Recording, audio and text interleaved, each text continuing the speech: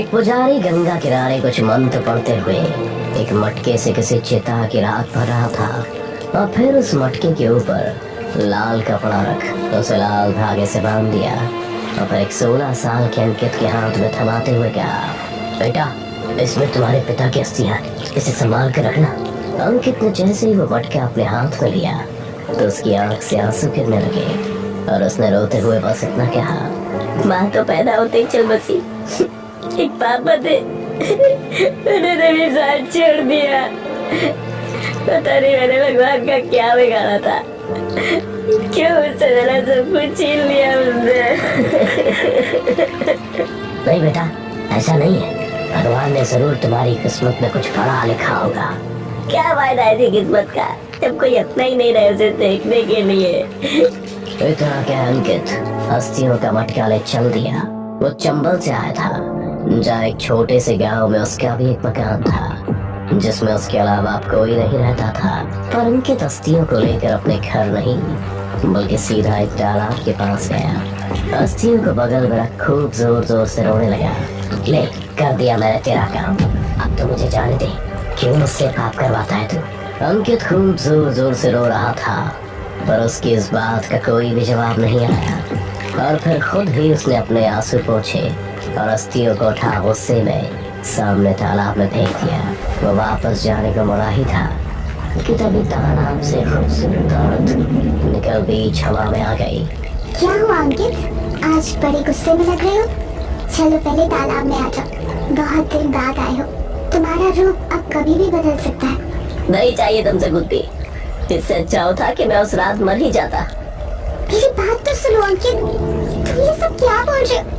मैं तुमसे प्यार करती हूँ। इतना कहकर तालाब के ऊपर खड़ी लड़की तुरंत और अंकित के सामने से रोकने आ गई। क्या बात है, तुम कुछ छुपा रहे हो मुझसे? तुम्हें पहले कभी तो इतने गुस्से में नहीं देखा। तुम्हें क्या, तुम्हें तो एक आत्मा मिल गई ना, चाहो वापस से तालाब में जाकर सो जाओ, मैं तुम्हारे लिए सिर्फ खिलौना हूँ, तुम्हारा पेट भरने का एक जरिया। तुम मुझसे इस तरह बात नहीं कर सकते, भूलो मत आज तुम मेरी वजह से जिंदा हो, वरना तुम कब का मर चुके होते।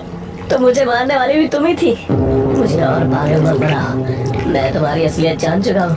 अंकित गुस्से में उस औरत से कहते हुए अपने रास्ते को चल दिया पर अभी वो कुछ ही दूर गया था कि अचानक से उसे पूरे बदन पर बड़े बड़े फोड़े फूटने लगे जिनसे पस बहने लगी थी और अंकित वहीं घुटनों के बल बैठ दर्द से चीखने लगा था। उसके हाथ पैर के नाखून उसकी उंगलियों को फाड़ते हुए बाहर आ गए थे। उसकी रीढ़ की हड्डियां किसी कुबड़े इंसान की तरह हो गई थी। अंकित अब पूरी तरह से बदल चुका था। जो कुछ देर पहले 16 साल का लड़का लगता था वह बोरा पिशाच बन चुका था। जिसे कोड़ी थी वो दिखने में इतना भयानक लग रहा था मानो देख कर ही किसी को मौत आ जाए। अंकित अब ठीक से चलना तो क्या, अब ठीक से रेंग भी नहीं पा रहा था कि तभी उससे कुछ ही दूर खड़ी वो तालाब के ऊपर उड़ रही लड़की अंकित के पास आई और उसे अपनी गोद में उठा तालाब की ओर चल दी। तुम ये भूल क्यों जाते हो कि जब तक मैं जिंदा हूँ तब तक ही तुम भी जिंदा हो, मेरे बिना तुम कुछ नहीं हो। इतना कहकर उस औरत ने अंकित का माथा छुआ और तालाब में समा गई। कुछ देर तक तो तालाब के बीचों बीच से पानी के बुलबुले निकले, फिर कुछ देर बाद ही तालाब का सारा पानी लाल हो गया मानो जैसे किसी ने सैकड़ों इंसान को तालाब के भीतर ले जाकर उनकी बलि दे दी हो। अगली सुबह अंकित की लाश तालाब के ऊपर तैर रही थी। आसपास के गांव वाले भी तालाब पर जमा हो उसकी लाश को निकालने का सोच रहे थे। तभी एक गांव वाले ने कहा, अरे रहने दो, क्या जरूरत है अपनी जान जोखिम में डालने की, वैसे भी कोई इस तालाब से पानी तो भरता नहीं, ऊपर से तालाब श्रापित है, जो भी इस तालाब में एक बार नहाया फिर कुछ दिन बाद उसकी मौत हो जाती है। अरे पर अंकित तो अपने गांव का ही बच्चा है, उसी साल में थोड़ी छोड़ सकते हैं। तो जाओ मरो, मेरा क्या। इतना क्या वो आदमी चला गया और उसकी बात सुन धीरे धीरे सारे गांव वाले भी चले गए। ऐसे ही अंकित की लाश पूरे एक दिन तालाब के ऊपर तैरती रही और जैसे ही रात हुई तो अंकित की लाश में हरकत होने लगी और अगले ही पल वो तैरता हुआ खुद ही तालाब के बाहर आ गया और एक बार फिर तालाब के किनारे पर बैठ वो रोने लगा था। अब क्यों उदास हो? मैंने तो तुम्हें ठीक भी कर दिया, फिर से तुम्हें बच्चे जैसा बना दिया। मुझे बचाने के लिए कोई भी तालाब में नहीं आया। मुझे कोई प्यार नहीं करता, किसी को कोई फर्क नहीं पड़ता कि मैं मरूं या जीऊं। तो इसके लिए तुम गांव वालों को क्यों कोस रहे हो? इस तालाब को बदनाम करने वाले तुम ही हो। तुमने ही तो उन लोगों को मौत के घाट उतारा जो भी इस तालाब में आया। तो अब रो क्यों रहे हो? उस औरत से इतना सुनकर भी अंकित ने कुछ नहीं कहा और उठकर गांव में जाने को चल दिया। अंकित क्या हुआ? अब तुम गांव में क्यों जा रहे हो? उनके लिए तुम मर चुके हो, तुमको नहीं अपनाएंगे। वो औरत अंकित को रोकते हुए उससे कह रही थी, तो अंकित ने उसकी एक नहीं सुनी और कुछ कदम चलने के बाद अंकित ने कुछ मंत्र बुदबुदाए और देखते ही देखते खूंखार बौने पिशाच में बदल गया। तालाब वाली लड़की भी समझ गई थी कि अब अंकित किसी भी गांव वाले को नहीं छोड़ेगा, इसलिए वो लड़की भी अंकित के पीछे पीछे चल दी।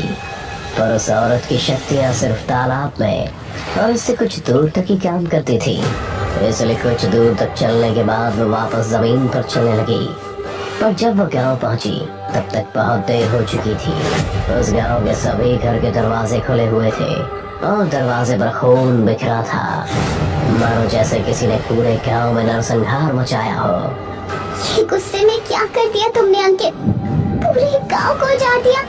वो लड़की खुद से कह ही रही थी कि तभी उसे किसी के चीखने की आवाज आई।